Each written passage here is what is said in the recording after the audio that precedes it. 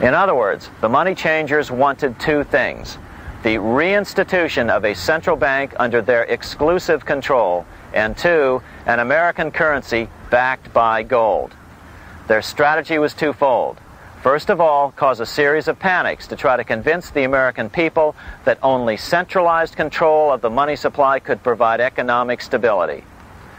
And secondly, remove so much money from the system that most Americans would be so desperately poor that they either wouldn't care or would be too weak to oppose the bankers.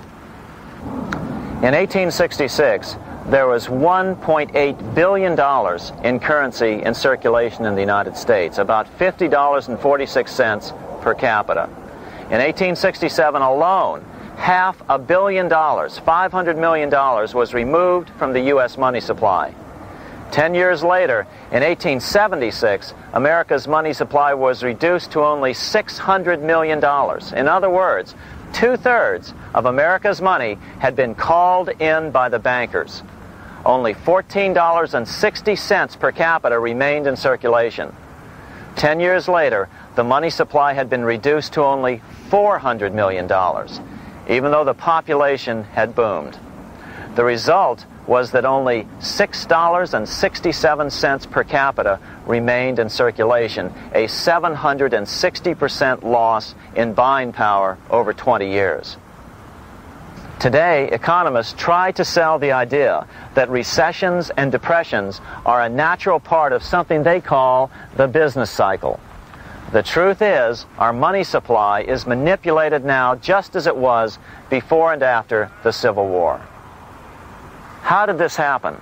How did money become so scarce? Simple. Bank loans were called in and no new ones were given. In addition, silver coins were melted down.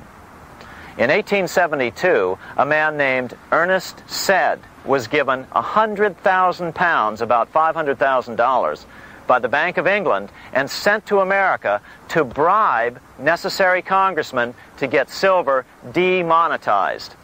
He was told that if that was not sufficient, to draw an additional 100,000 pounds or as much more as was necessary. The next year, Congress passed the Coinage Act of 1873, and the minting of silver dollars abruptly stopped.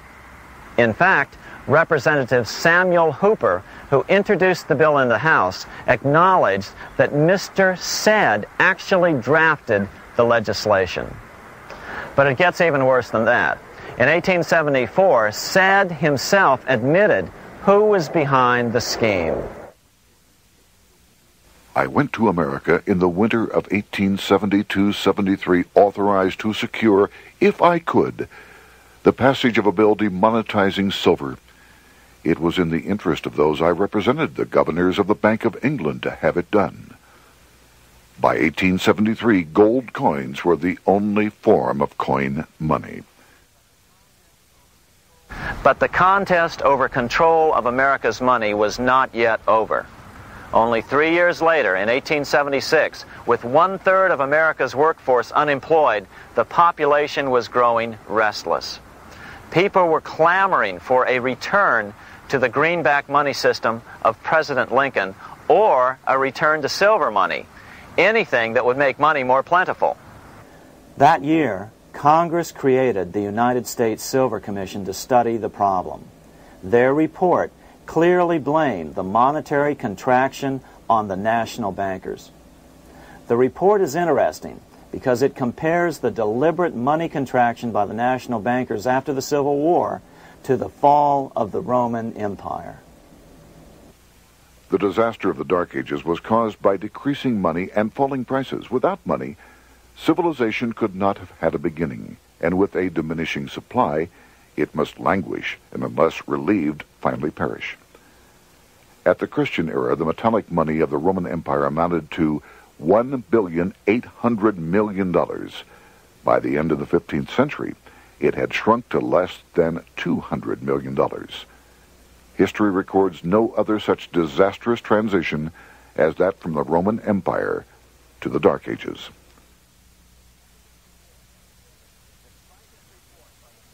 Despite this report by the Silver Commission, Congress took no action. The next year, 1877, riots broke out from Pittsburgh to Chicago. The torches of starving vandals lit up the sky. The bankers huddled to decide what to do. They decided to hang on.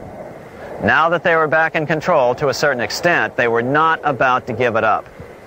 At the meeting of the American Bankers Association that year, they urged their membership to do everything in their power to put down the notion of a return to greenbacks. The ABA Secretary, James Buell, authored a letter to the members which blatantly called on the banks to subvert not only Congress, but the press.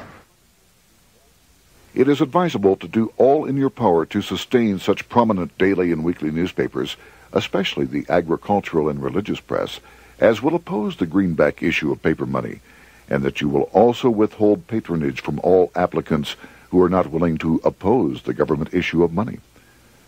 To repeal the act creating banknotes or to restore to circulation the government issue of money will be to provide the people with money and will therefore seriously affect our individual profits as bankers and lenders. See your congressman at once and engage him to support our interest that we may control legislation.